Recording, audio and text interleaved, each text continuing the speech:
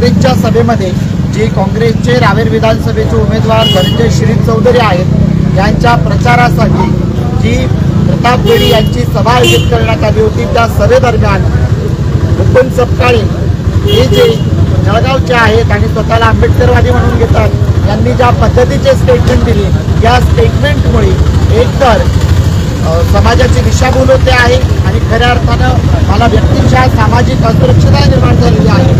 अशा पद्धतीने स्टेटमेंट द्यायला लावणारे हे कोण आहेत? माझा सवाल आहे की धनंजय शिरीष चौधरी तुमच्या स्टेजवरून तुमच्या प्रचाराच्या सभांमधून अशा पद्धतीची वक्तव्य येत आहेत आणि त्यामध्ये म्हटलं जात आहे की वंचितच्या उमेदवार या 20 गाड्यांच्या ताफ्यामध्ये फिरतायत, त्या रोजानी बाया लावतायत।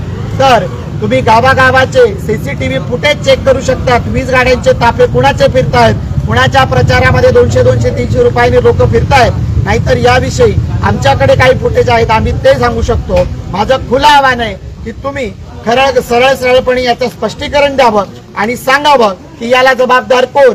तुम्हाला नेहमीच या ठिकाणी प्रहार जनशक्ती पक्षाचे उमेदवार उभे आहेत, ते तुम्हाला बी टीम वाटत नाहीयेत का?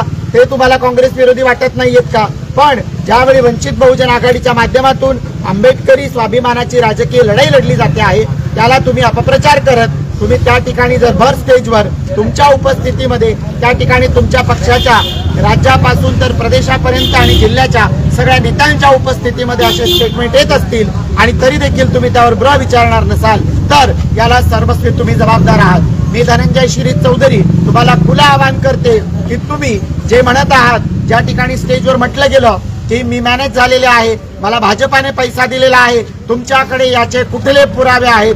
असे पुरावे तुमच्याकडे असतील तर मी तुमच्या घरासमोर येऊन उभी राहते, पुरावे दाखवावे। जर त्यात आणि मात्रही खरं असलं तर त्या ठिकाणी मी आत्मदहन करेल, नाही तर मग तुम्ही तुमचा विचार करा की तुम्हाला काय करायचं। पण येत्या 2 दिवसात याचं स्पष्टीकरण आलं नाही तर महाराष्ट्रातल्या तमाम वंचित बहुजन आघाडीच्या समर्थकांच्या वतीनं व समस्त आंबेडकरी जनतेच्या वतीनं तुमच्या घरावर मोर्चा आणल्याशिवाय राहणार नाही।